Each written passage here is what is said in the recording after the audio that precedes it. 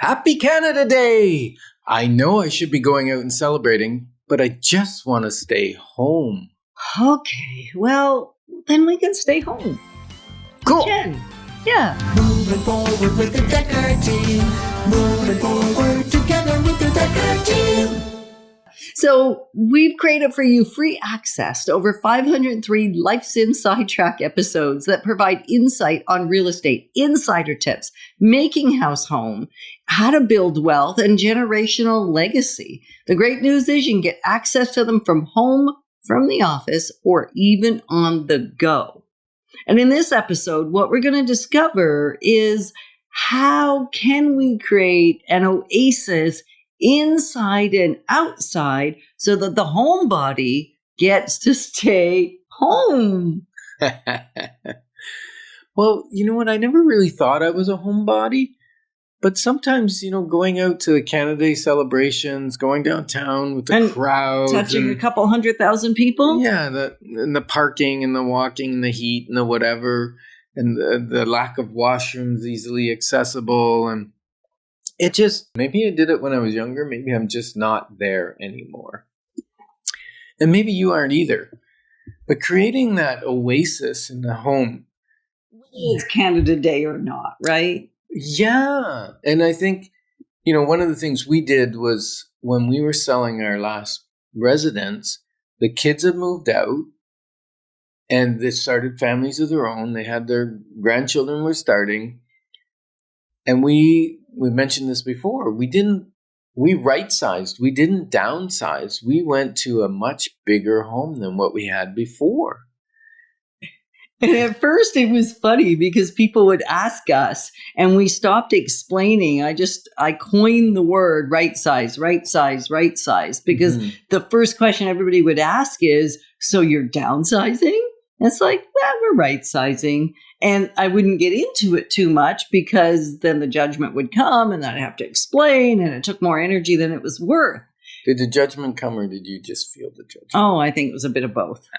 Well, because there's an expectation. Right? There is, I think we have a tendency to think that as we get older, we require less space. And in theory, that sounded right to us too. I think we always thought we would move to something smaller when the kids moved out because we thought we'd stop hosting so much that the kids wouldn't necessarily keep bringing their friends home after church or keep inviting people even without asking us if we were having a lunch or something. They'd just say, oh, by the way, there's 6 more people coming. And we'd say, great. And that happened when the kids lived at home through their teen years because we had shifted as we've chatted in the other segment about not being so much in the entertaining space, but more just in the hosting space, just being the gathering place. Yeah, and when you create that oasis, whether it's a backyard oasis or maybe it's your house is all chopped up and it's not good for bigger groups, and maybe you don't like bigger groups, I don't know.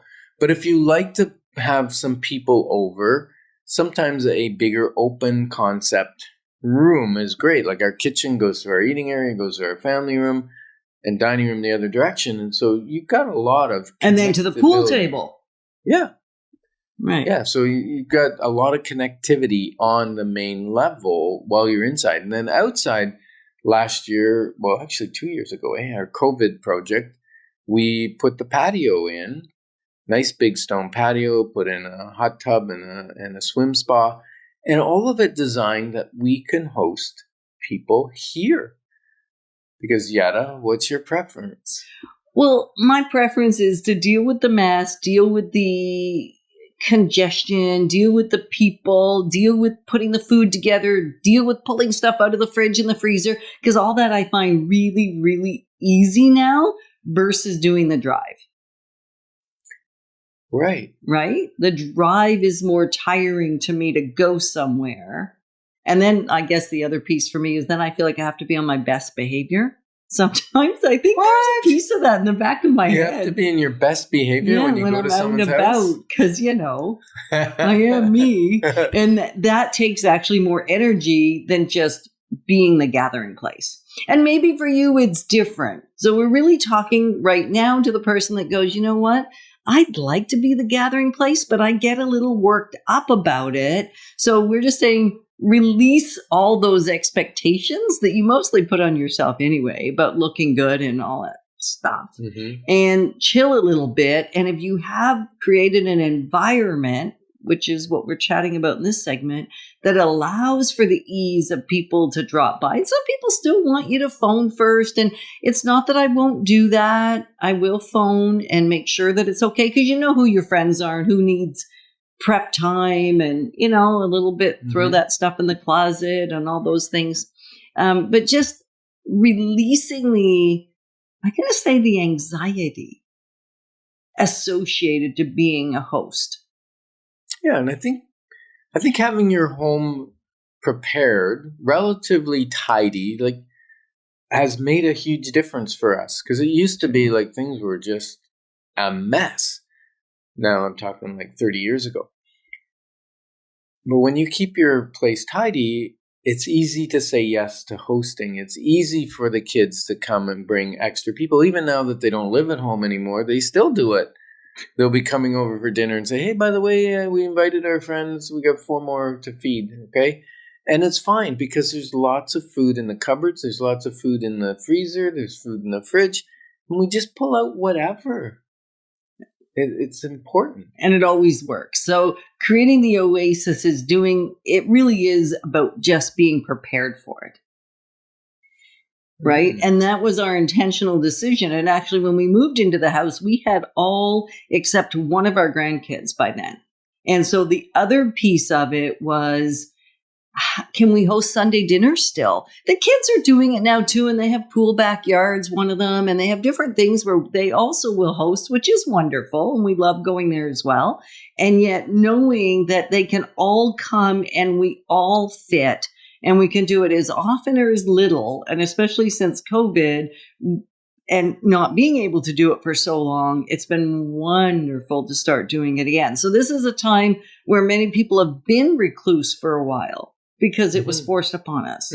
So we haven't really been chatting or thinking a lot about being that oasis, that getaway place, that come-to place. Right. And so maybe you're thinking, I can't do that where I live right now. And I would like that. I would like to be able to host my family or even our family is in Barrie, a lot of it, and all of them can come and stay. We have room.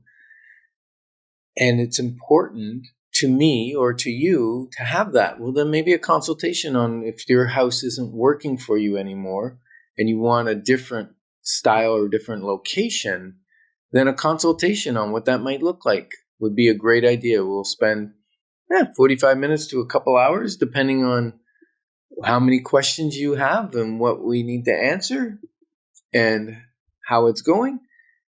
And then you'll have clarity at the end of that consultation. Right.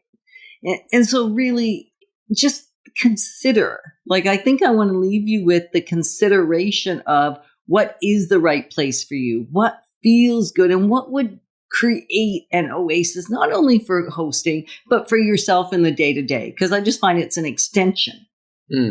So that sounds like a little bit of a challenge for you to look at your home and decide, is it set up for hosting? Is it set up for hospitality? Do you even want to host anybody? Some people, maybe you'd never want to do it. But if you do, then my challenge is look at your home and see what tweaks you could make to make it the place that people like to come. It's a privilege to be spending time with you because we're passionate about helping people and ourselves be positioned for generational legacy. Moving forward with the Decker team. Moving forward